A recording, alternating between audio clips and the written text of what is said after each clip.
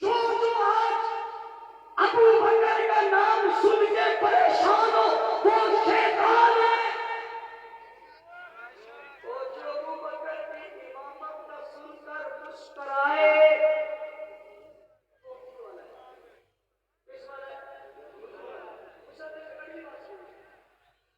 ایک نماز ایسی آئی حضور نکل پڑے، نماز کھڑی ہوئی حضور نکل پڑے، صحابہ نے اشارے سے بتایا ابو بکر تو حضور آ گئے، سبحان اللہ سبحان اللہ اونچی بول سبحان اللہ۔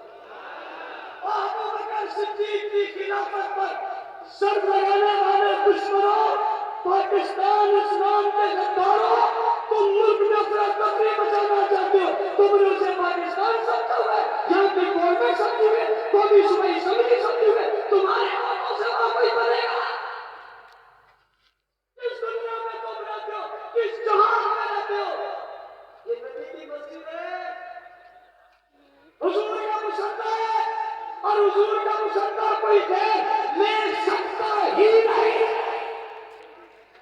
مجھے یاد ہے مجھے مجھ کو بتاؤ کتنا مجھے بتاؤ، حضور نے 23 سال محنت کی، ابیات دنیا سے نہیں گئے، آپ کا مشرع کسی اور نے چھین لیا، یہ محنت کامیاب ہوئی ناکام ہو گئی؟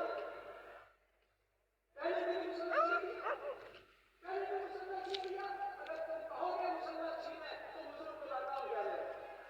ہم کہتے ہیں چھینا نہیں ہے، نبی نے دیا ہے۔ اور اگلی بات بھی سمجھنا، حق کسی کو ہو لیکن کسی کو دے دے نہیں ہو سکتا، حق کسی کو ہو حضور کسی کو دے دے یہ ہو سکتا؟ بڑے بچپن کی بات ہے، حضور کا علیمہ کے پاس ہے، دودھ پی رہے دائیں جانب سے، دائی علیمہ کو چکے، حضور سے پیار بہت ہو گیا، انہوں نے کہا چلو کوئی بات نہیں، دائیں میں دودھ پلا دیں، دودھ پیتے بچے کو دائی حلیمہ نے دائیں سے بائیں دیا، حضور نے دودھ پینا بند کر دیا۔ پیتے کیوں نہیں ہو؟ کہ یہ میری بہن کا حق ہے اور میں حق لینے نہیں آیا، حق دینے آیا ہوں۔ جو بچپن میں اپنی بہن کی طرف کے دودھ کو منہ لگانے کو تیار نہیں ہو گئے، جب ختم نبوت کا تاج سج چکا، حسن و جمال کے کرشمے ظاہر ہو چکے، نبوت پر ختم نبوت آشکارا ہو چکی، علم و عمل کا اظہار ہو چکا، دنیا میں چمک چکے، سورج چاند کی روشنی سے زیادہ خوبصورت ہو چکے، عالم کو محتاط کر چکے، دنیا کو ترقیاں دے چکے، دین پڑھا چکے، قرآن سمجھا چکے، شریعت دے چکے، سنت سمجھا چکے، اللہ کی توحید پڑھا دی، دنیا سے بتوں کو گرا دیا، دنیا کے نقشے کو بدل دیا، عالم سب کو تبدیل کر دیا، جواب دیا نبی، خیر کو پھیلا دیا، حق کو پھیلا دیا، عظمت کو پھیلا دیا، نیکی کو پھیلا دیا، دین کو پھیلا دیا، شریعت کو پھیلا دیا، پورے کا پورا قرآن پہنچا دیا، سنت اور شریعت کو پورا پہنچا دیا، دین پہنچانے کا حق ادا کر دیا، اس کو جب کو حق نہیں دیا اور ابھی حق کسی کا بے کسی کو دیا، نانا ایسا نہیں ہوا، جس سے حق تھا اسی کو دیا، اور جس کو کھڑا دیا اسی کو دیا، اور جس کا حق تھا اسی کو کھڑا دیا۔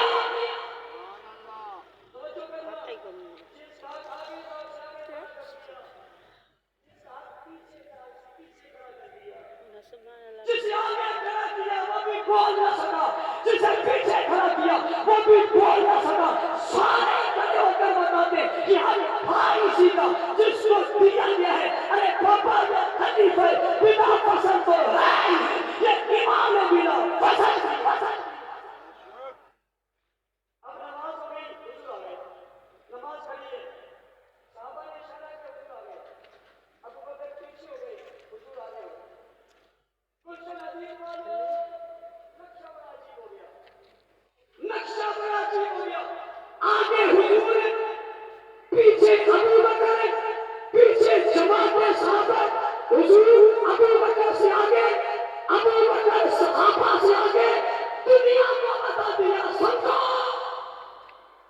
جو سمجھ میں نہیں آتا نقشہ دیکھ لو۔